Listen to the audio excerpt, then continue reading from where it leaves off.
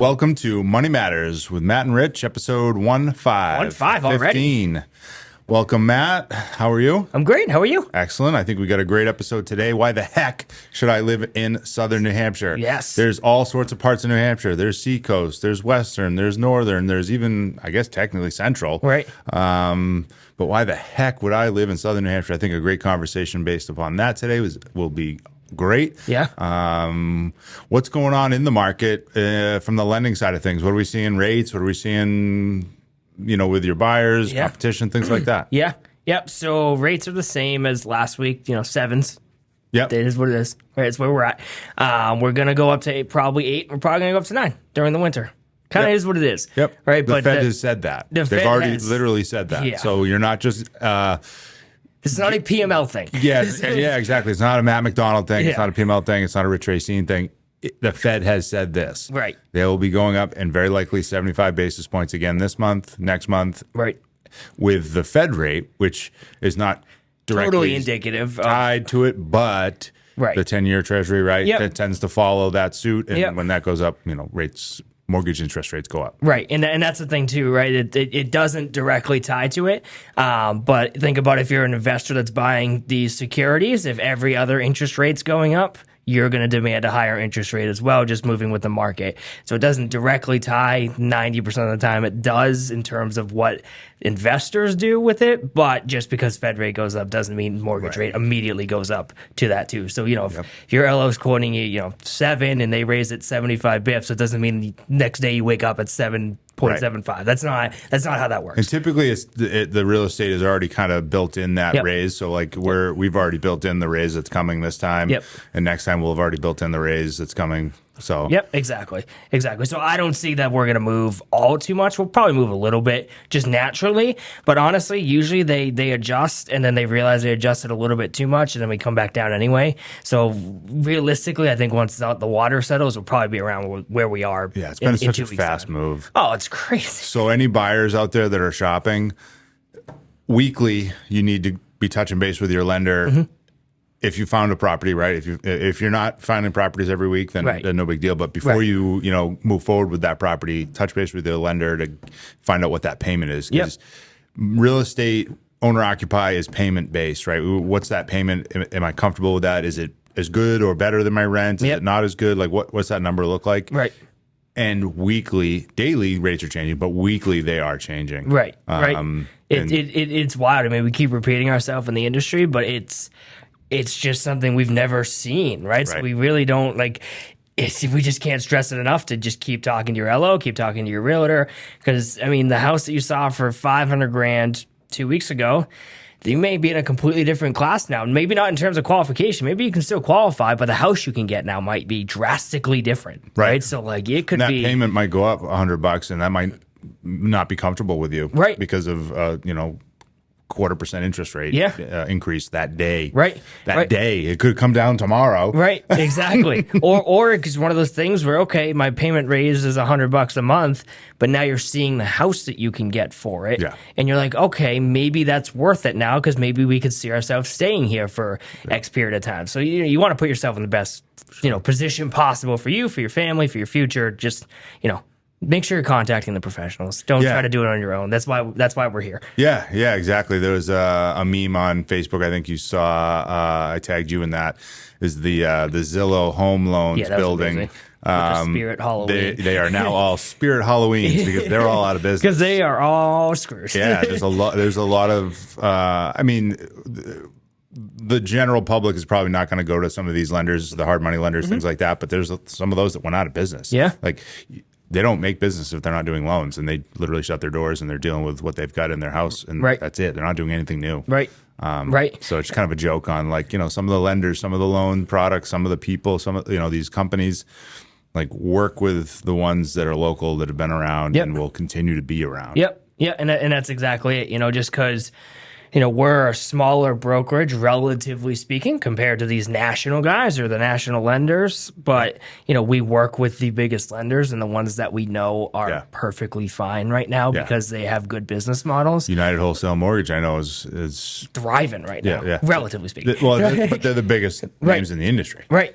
Right, they are, and they know how to position themselves. They know how maybe they haven't gone through this crazy of a market, but they have very intelligent people telling them what to do in this market. So we're good. Yeah. Everything's good. We're not talking about like, Joe's bank that we're sending this loan to, and it's like, oh, sorry, we're closing doors. And then, like, while you're in underwriting, right? Your rate went up 3.5%. Right, exactly. While you're under contract. What, exactly. Wait a second. We couldn't lock you. Yeah, wait a second. But what else is going on? Yeah, I mean, other than that, we were just talking a little bit before, Mass, if you're shopping in Mass, it's still a little crazy in terms of, there's not crazy bidding wars. That's long gone. But, house goes up on Thursday. Your offers are going to have to be put in by Sunday night, Monday morning, the latest, and there's going to be a decision. Still multiple offers. Still multiple offers. Again, that's also still happening in New Hampshire. Right. It is. For the nice homes. Right. In the good areas. We sound like broken records because, and I get the same question. Is this going to crash? Is this going to change things? Yes and no. Mm-hmm. The nice homes in the nice areas that are done right, priced well, gonna sell multiple offers first weekend still. Right. Just the way it goes. Right. 3-unit in Manchester recently. My cash buyer lost out to another cash buyer. Mm-hmm. We're talking $700,000. Right. $700,000 cash someone's got. Yeah. And they took the property over asking price, no inspections, just like it was last year. Right. My buyer's like, what? I offered him asking with an inspection. I was like, unfortunately, someone else said, you know what? I'm going to do a little bit better. Right. There's only one other person, right? So granted, the odds are very unlikely, but it happened. But it happened, so it's out there. But this was a very nice asset to own too. So you want to know the best way to hedge your house crashing? Just take care of your house. Yeah, it's pretty. Simple concept. Just take care of your house. Yeah. Upkeep it. Make sure you're doing, taking care of the big ticket items, making sure you're, if your furnace needs to be replaced, replace the furnace. Yeah. Make sure you're servicing your things. Like if your roof is, caving in, maybe you should get that inspected and before you put it on the market, right? Like take care of your asset and then the market will take care of you at the end of the day. Yeah, from a seller's perspective, exactly. Right. It's if you provide the nice quality product. Right. Yep. Right, you're selling something. Yep. Even if it's priced right and it's not a quality product, they're still sitting. Yeah. It's like, but that's a great price. Right. But people aren't willing to just jump into that anymore because again, 3%. They were like, yeah, I'll take it. No big deal because my monthly payment's like $1,000. Right. And now they're like, that same house a little bit cheaper is now $1,700. Mm-hmm. I don't want to take that burden on. Right. And I think, something that maybe isn't being talked about too with it is, you could borrow money cheaper to actually do the renovations if you had to. Right. You could probably borrow at 3%, 4%, on a personal loan, rehab, whatever it was. Some sort of line of credit. Yeah. And now you're talking 8, 9, 10%. So now you're talking about a higher monthly obligation with a higher cost to borrow the money. Is it worth it to do that now? We're seeing it's not. People are saying, no, it's not worth it for me to do that. And I know the ones that I've gotten under contract for, houses that need a little bit of upkeep or a little bit of, bringing back to life, the buyers knew how to do it. And they were willing to put the work in to do it. Yep. But if the ones that don't know or had to hire people, they don't want to deal with it. They don't. Right. It just. So sellers, let's chat about what getting your house sell ready, right? We didn't have to talk about this the last couple of years. It's like just list your house. It doesn't matter. Mm-hmm. But now it does. It does. So let's talk about getting your house ready for sale. Some of the things that you should consider. What's the range of price that you might get if you don't? Mm-hmm. What's the range of price if you do? Mm-hmm. Is it worth the ROI, the money you're is it worth it to you? It's so let's talk about that. Get your house ready for sale. Buyers, be buying if the rate and the monthly payment looks good. Be buying. Houses aren't going to crash. Nope. The values are not coming down. New Hampshire. So if you were in Phoenix, Las Vegas, Boise, Idaho, where they were just building houses galore, they're going to crash because there was such an influx from all of those markets. Had such an influx from California buyers, right? That were paying tons of money, more than even in New Hampshire. You think $50,000 over asking price is a lot, and people paying cash over asking price. We're talking bigger money. We're talking hundreds of thousands. Seattle, Washington, 180,000 over asking price, and it's all cash. It's like, well, it's nothing. Right. I mean, it's a whole different world. Those markets are going to come down because they're also building, like you were saying, they're also building in those markets. New Hampshire, there's not a lot of building going on. Yep. Most of the country, there's not a lot of building going on. And we're desirable, which kind of leads us to like, why the heck would you live here? Southern New Hampshire. What is up with Southern New Hampshire? Why is this so great? Or not? Right. What do you think? Yeah. So for me, I bought obviously in Southern New Hampshire. Why? I grew up here. For me, it was the proximity to literally everything that I need in my life. So for me, I'm relatively outdoorsy. I'm not like this crazy hiker, but if people that I know invite me on a hike, I'm going. If people I know are going skiing, snowboarding, cool, I'll go. Right, but I'm not going to like go out and seek it. Sure. So to have the ability to go to the mountains, to go to different lakes of all different sizes. I think that's also a crucial thing. If it was just Winnipesaukee, I don't think this state would be as popular because not everyone likes to be in an ocean when you're on a lake, right? That lake is ridiculous. But there's so many other different options. You have the shoreline right there with Hampton and is it Seabrook that's in New Hampshire, I believe it is. Yep. Seabrook, Rye, Hampton. Yep. Right. All so along the seacoast. Even Portsmouth. Yep. You have that part of the state, and then just the fact that Salem is now building like a mini city with Tuscan Village in there. Like there's just a lot happening in Salem, and I bought in Salem, but just Southern New Hampshire in general. Like Londonderry is kind of doing a similar thing off Exit 4. Like I think these towns are almost starting to become. Bedford's doing the same thing. Oh, they are. Oh no kidding! I didn't know that. Yep. And obviously Manchester's ridiculously hot in terms of the market. Yep. But then for me, like, I knew I was never going to sell this house. There's a 99% chance I'm never selling my house. So, okay, what about that ghost that we were talking about before the show? I may have a ghost. We don't have. That's for another episode. That's for another episode. But we may have a ghost in the house. And my fiance wants to potentially sell it. You just bought that 2 months ago? Yeah, I moved in 2 months ago. So. All right. Well. we're thriving over in. Good. Just you have an extra room for the ghost. We're good. We got 3 extra rooms. We're fine. Exactly. Fine.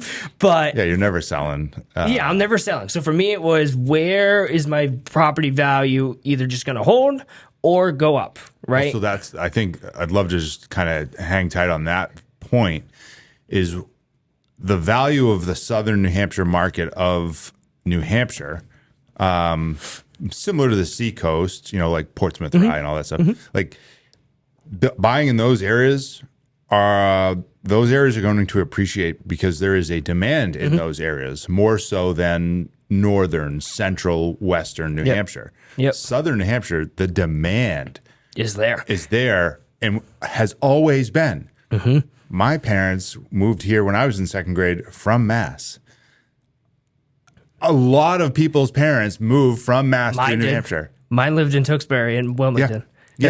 So the demand is there because we've got that close proximity to Massachusetts and a lot of people come to New Hampshire for all the benefits, and Southern New Hampshire makes the most sense with all the jobs. I mean, so to your point of like your proximity to everything in Salem, I've always kind of been around that Manchester market, 45 minutes from everywhere, mountains, lakes, rivers, oceans, right?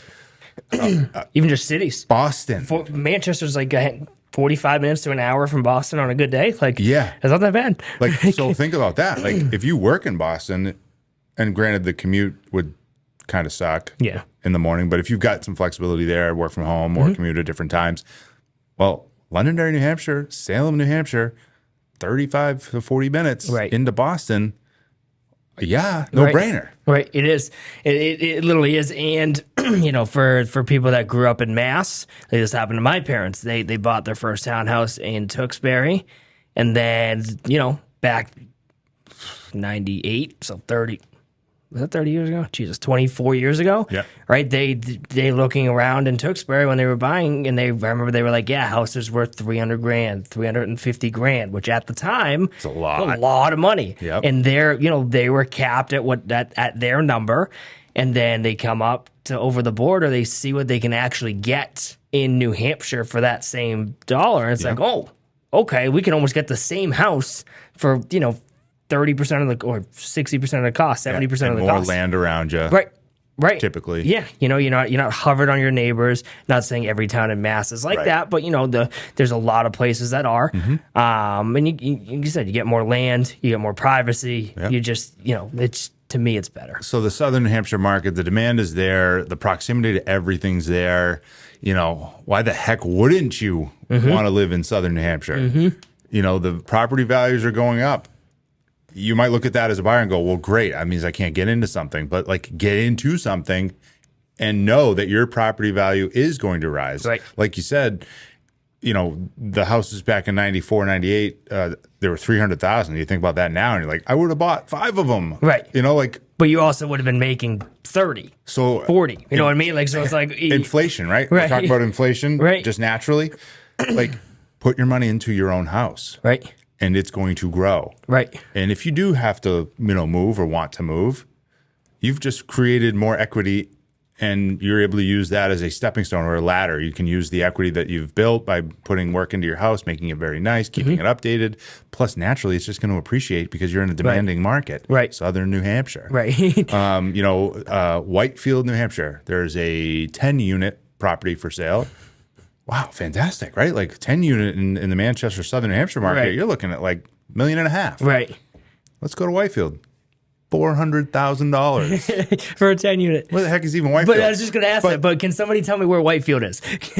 So my point is yes, it's appreciated there in that market too, but it also goes to show you the demand of Whitefield is a lot less.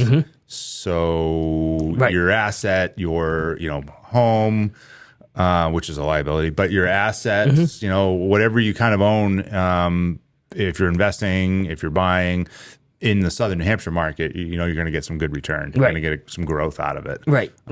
And for me, that was the second biggest thing for me, was that, right? Where am I going to buy? Where are my properties going to at least hold value in the worst case scenario, right? And to me, that was Southern. It was either that Southern or the Seacoast, and right now I can't afford Portsmouth. Who can afford the Seacoast? It's wild Crazy. what's out there. Crazy. I'll happily do a loan for you out there. Yeah, exactly. It's beautiful. Right. But yeah, it's even that market has come west. So Seacoast now starts Epping. Right. Yeah. Exeter. Barrington. You're talking because almost. think about it. If you can't afford someplace, but you want to be near there. Well, you'll move as close as you can and what you can afford, right? Yep. So people want to be Portsmouth, Rye, Hampton, all those areas, Seacoast. Well, now you notch it back, and just over the years, it's kind of notched back. And we're down 101 a little bit closer, a little bit further away. But, there's a lot of building going on in Epping. I mean, they had farm upon farm, that was a farmland community. Right. And now it's completely they're different. Putting in developments. They're putting in Pumpkin Lane, Apple Orchard Way, and Macintosh Lane. I've driven through them. I'm like, what? And I'm looking around. I go, oh, these were apple orchards. Holy crap! These are all brand new homes now. and then just for the if you're gonna move up in house while you live here, school systems in Southern New Hampshire. I believe this could be a stereotype. I don't actually have the data in front of me. I would just probably recommend to go on greatschools.org to find out that information. Yeah, true. That's what I recommend. So you might be like, well, Rich, where's the great schools? I actually can't tell you. Right. I'm not that would be discriminatory. Right. True. Right. I can't tell you. Right. But I can tell you where to go to find that information. Right. And greatschools.org is a great resource. So if you have a certain town, community that you're looking in, go there. They'll rank the schools, and you can go and then make your own comparisons to other school districts, other areas. Right. But you might be like, well, what the heck? You live in this area. You can tell me. I can't. I actually can't. I actually can't do that. Legitimately cannot. I didn't even know you couldn't do that. I can't tell you. Right. But I can give you to the right resource. That can get you that info. Yeah. Can you talk about hospitals? Is that discriminatory? Medical stuff? I don't know. Great question. I guess maybe I've got experience in it, but so I happily would talk, but I don't think so. Yeah. So for me, that's another big thing too, right? Yeah. If Boston's, we talked about, 40 minutes away, the best hospitals in the country. Yeah. Salem just built a Mass Brigham's in there. We got the Elliott in Manchester and Londonderry. So there's there's literally everything. Everything that's you a need. priority, right? Any of those towns, in southern New Hampshire will get you closer to some of these world famous, world renowned hospitals. Right. In Boston. Right. Like if you need to be near healthcare, it's from Boston up to, just above Manchester. Yeah. Like that'll get you in very close proximity. Right. Just depends on how close you want to be. Do you want to be Salem close? Do you want to be Nashville close? Or do you Manchester close? Right. Right. And I mean, the last thing for me would be the job market in general. And it's the boring economic talk, but that's what holds values. That's why New England property values will forever be strong and will forever hold. And why maybe Phoenix or something like that, or Florida is a big. Florida sees these massive undulations in property value because generally, if you're moving down to Florida, second home, maybe even an investment home, you're going down there for retirement, right? You're not generally speaking buying in the wetlands of Florida to go start new businesses and ventures. Generally speaking, right? So it's you see the values in those areas just completely go up and down on these major levels. Where New England, it just kind of holds steady. Like it really does. You see almost like a perfectly exponential growth. So when you see in the news, like all these, when Dine got bought out by Was it Cisco? Yeah, I think it was Cisco. Cisco? Yeah. So another mega company buys out a small, but they were pretty mega for the area, tech company. They're bringing in more jobs. When you see the news that Southern New Hampshire University's, building this parking garage and they're taking over more mills, those are all good signs for jobs, which all trickles down to people needing to live here, which trickles down to people needing a house in order to live here, which means demand is there. Goes up. Which then makes your house price go up. Right. Which, well, it's not going to go up 20 to 50% like we've seen in the last 2 years, but that means that there will be a regular and consistent basis where someone needs homes. So, don't be upset when you see these big mega companies in here. That's a good thing. Yeah, it's going to cause some more traffic. It's going to do this. It's going to do that. But if you're a homeowner, which everybody should be, right, and if you're not, call us. Right. Your value of your property is going to go up because the demand is going to go up because more people are in here.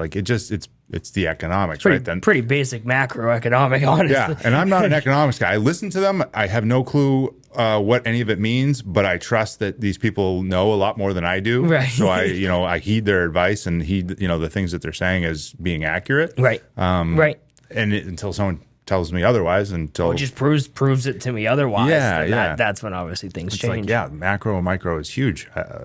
Again, I don't know much about it, but it is true, right? Where not to keep referencing Salem, but I bought in Salem, so I understand. I've lived there my whole life, so I understand what's happening there. Yep. There's life science centers going in with Mass General Brigham, so we're talking a bunch of people that are probably bringing in a good amount of money that need housing. Yep.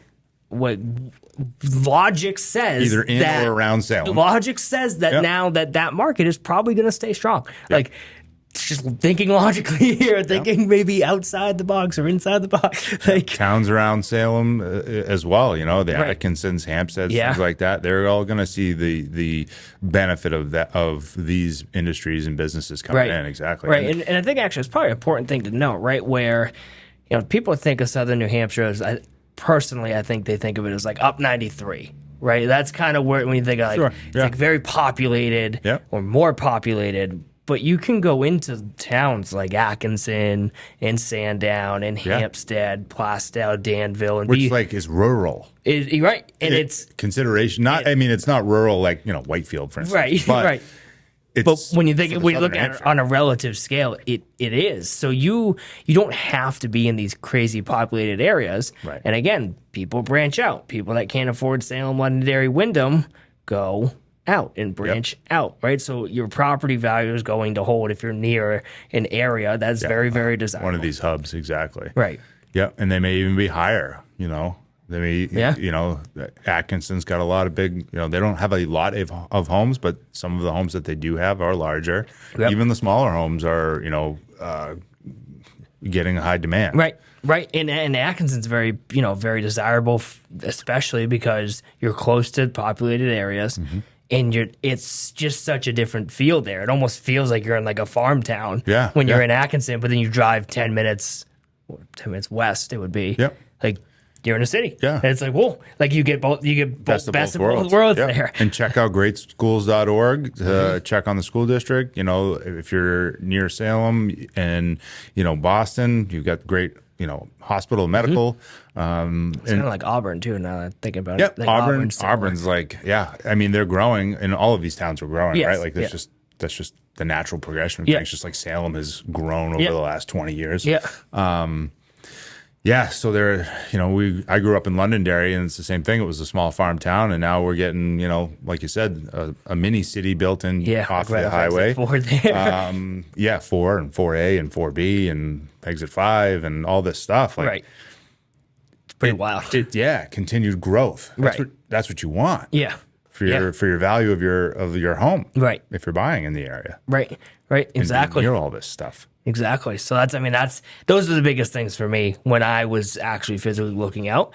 And to me, that's why you would want to buy in southern New Hampshire, maybe versus a, you know, North Shore Mass or a Western Mass, or, you know, I don't know how many people are thinking of Western Mass versus, you know, southern New Hampshire, but to make the comparison, right, it is kind of its own different, you know, ecosystem up here. And it's nice, and people are nice.